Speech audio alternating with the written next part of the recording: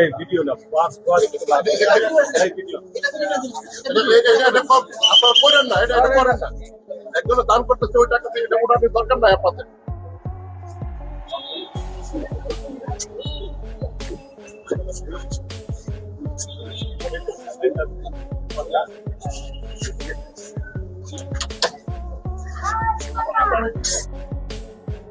এবার রাগ হয়ে ক্যামেরার সামনে জুতা দেখালেন ইলিয়াস কাঞ্চনের ছেলে। কিশোরগঞ্জের ঐতিহাসিক পাগলা মসজিদে নামাজ আদায় ও মানতের অর্থ দান করতে গিয়ে এক অনাকাঙ্ক্ষিত ঘটনার মুখোমুখি হয়েছেন চিত্রনায়ক ইলিয়াস কাঞ্চন ও তার পরিবার। দান বাক্সে টাকা রাখার মূল মুহূর্তে উপস্থিত কিছু মানুষের মোবাইল ক্যামেরায় ভিডিও ধারণ করাকে কেন্দ্র করে ছড়িয়ে পড়ে ক্ষোভ ও চরম উত্তেজনা।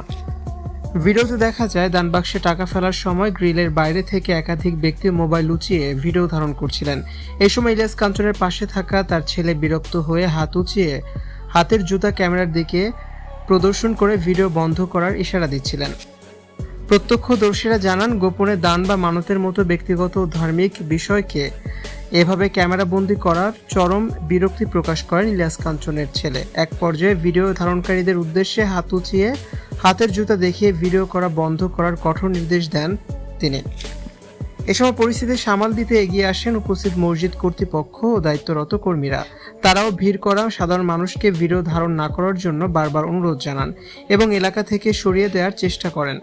এর পরপরই অবশ্য শান্ত পরিবেশে দানবাক্সে অর্থ ফেলেন ইলিয়াস কাঞ্চন। এরপর তিনি স্থান ত্যাগ করেন তার পরিবার নিয়ে।